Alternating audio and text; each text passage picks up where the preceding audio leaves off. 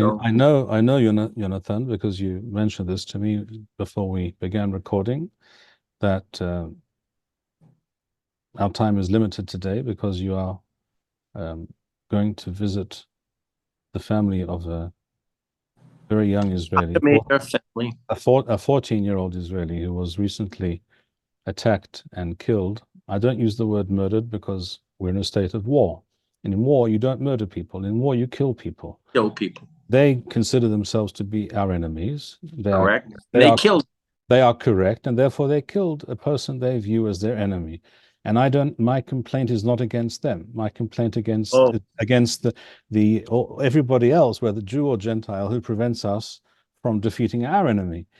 But if you are willing to do so, if you wish to do so, tell us perhaps where you intend to go now and who this family is and what event are we discussing? I'm going to pay a Shiva call to the Achimeir family. To to con express your condolences to a Condolences family on who lost a child. lost a child, 14-year-old child, who was a shepherd, who was brutally killed by Arabs in the Shomron. And Technically, I think it's actually Binyamin, or Binyamin, technically it's area known as Binyamin, um, the ancient territory of the tribe of Benjamin, which is right, to the north of Jerusalem and south of the Shomron. right. And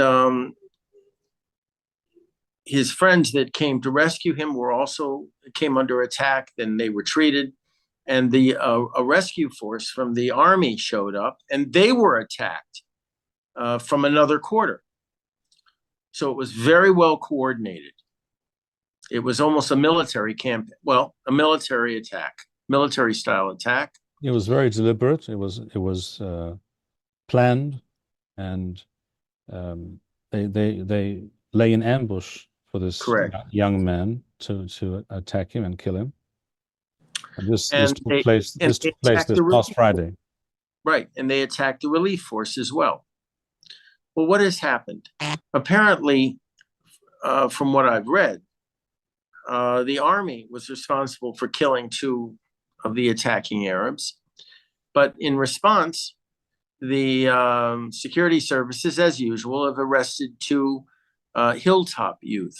These are kids that are settlers who basically live in the territories and are blamed for any manner of violent occurrences that are perpetrated against the peaceful Arabs in the region, and who are not prone to this. They just like to defend themselves.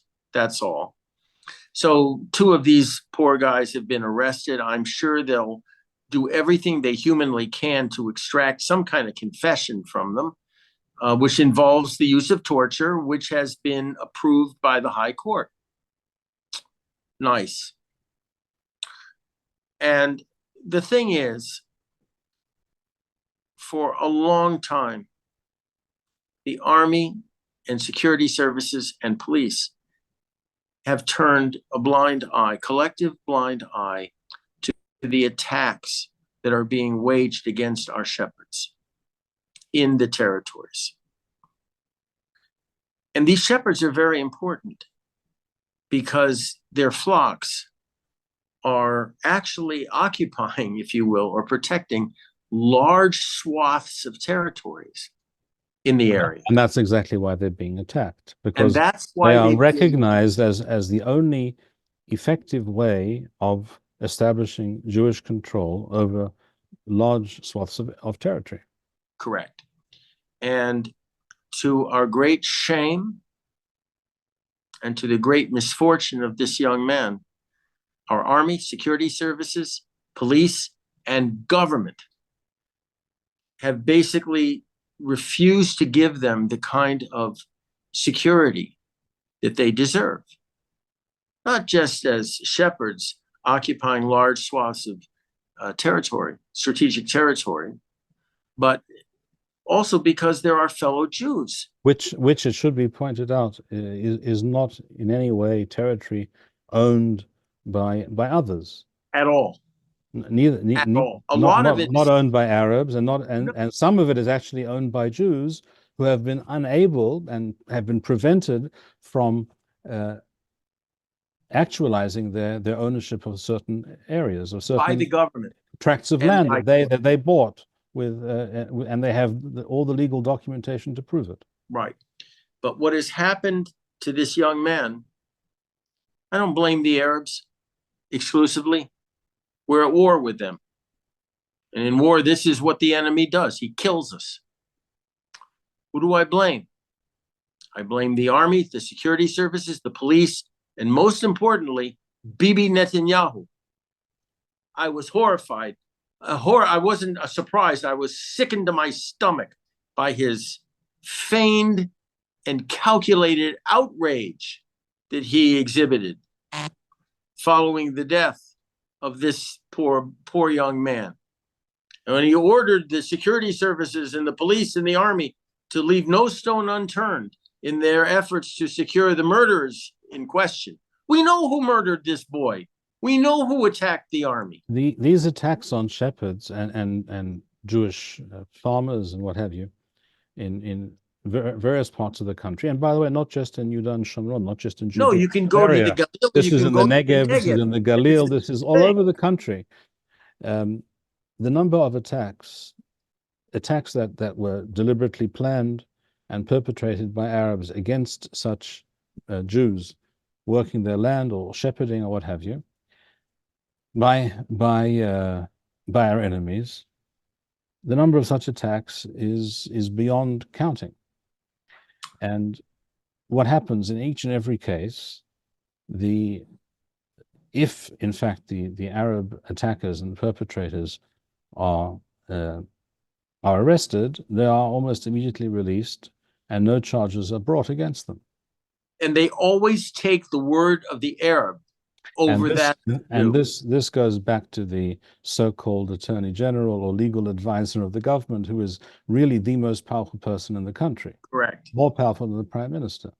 And that is the insanity, one of the most obvious forms of insanity from which we all suffer.